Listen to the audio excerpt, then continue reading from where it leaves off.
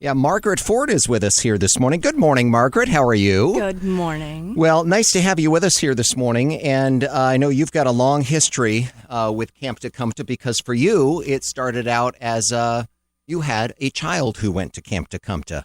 Talk a little bit about Mike. That is correct. Yep. I did have a child with cancer, and now I have an adult son who is a survivor, which makes us all so happy and exciting. Yeah. Tell us what Mike had. Mike had ALL. He had basic ALL, and it's kind of, for us, it was not very complicated, so we were very fortunate in that respect. How old was he? He was just 6 years old. Okay. Tiny little boy.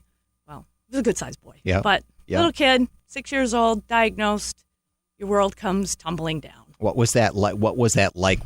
How did that whole process come about where you found out, met with the doctors? How did that happen? So it was on what we affectionately called Chemo Thursday, when everybody was at clinic on that day, that we got the notice that he had a lumbar puncture and it was for sure leukemia. And while we were in the room, it was me, my husband, Michael, Dr. Holmans, and some intern. And my world at that moment just imploded. I let my body totally go with it. Cry for, it must have been maybe 2-3 minutes. I have no idea. And then I just snapped out and said, okay, we're going to do this. What do we need to do? Right. Talked to Alan and Mike. And then I said, let's get him in here. Let's talk to him and let's tell him what we're going to do because we need to save his life. And you went through some of the treatments there. What was that treatment process like for Mike? It was a 2.5-year treatment process. We had no hiccups at all. We were very fortunate. Within 10 days, he was in remission, and we were able to head home because we lived so close. They let us go home, and he then stayed in the hospital in and out. For the first 3 months was a lot more in than out, just because of our protocol. And then after that, it was we would come in for treatments on Thursdays, and of course, every Thursday would involve going for pizza afterwards. Yep. So. Of course. That was our thing. Got to have the treat after the treatments. Exactly. Yeah, exactly. So then, it just time went out and we just got further and further away of having to spend a lot of time at the hospital. So when did camp come into this whole process then? You must have heard about camp through the hospital, I guess. Yes, we did hear about it, and it came up early because he was diagnosed in March. So it was like late February, early March, and we heard about it early, and Ted said we could go that year, even though he was 6, going to be 7. Yep. And Mikey just wasn't ready. So it was the next year that he hopped on board. He was excited, and we got that ball rolling. And I can remember that first day on the bus, he was sitting there, and he looked like he had his head down, and we were so worried that he was crying because we couldn't see if he was sitting next to anyone. Yep. But come to find out, he was sitting next to one of his good buddies who's no longer with us, Theo Burton.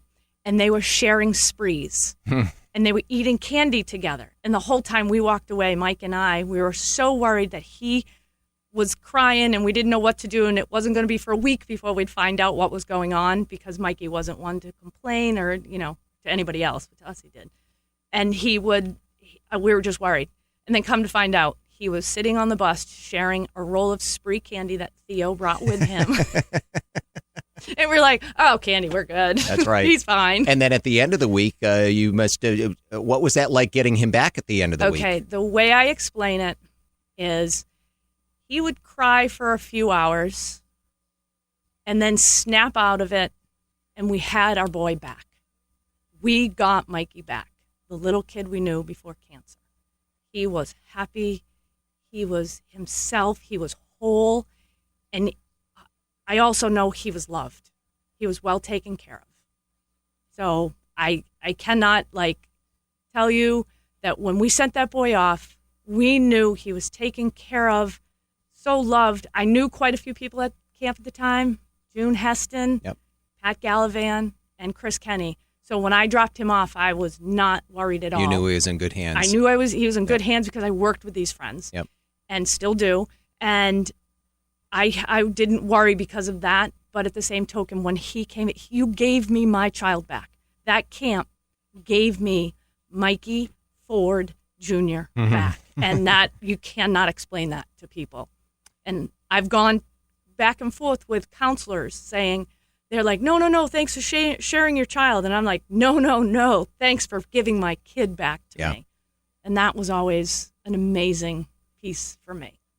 863-1051 or 1-800-501-9565. We've got a couple of open lines right now. Margaret is here, not answering the phones right now because you're in chatting with me, but I know you're here volunteering this morning to answer phones. You've been volunteering up at camp now as well over the past several years, along with Mike, who graduated from Camp TaKumTA several years ago. And I think I've seen him up on the ropes course. He's turned into a ropey at Camp TaKumTA the last few years. Yes, he is a ropey, and he loves it. He loves doing outside things. So first off, it's perfect for him. But yeah, he fits right in with ropey hijinks. And what have you been doing up at camp? I work in the kitchen. Okay. I have a great time with all my kitchen pals. You know, everybody loves the kitchen staff. Yeah, everybody loves the kitchen staff for sure. Hard work. We're up early. We're up late like everybody else, having fun. And we make great food. We have a good time. And I love them all. So every one of them down the line.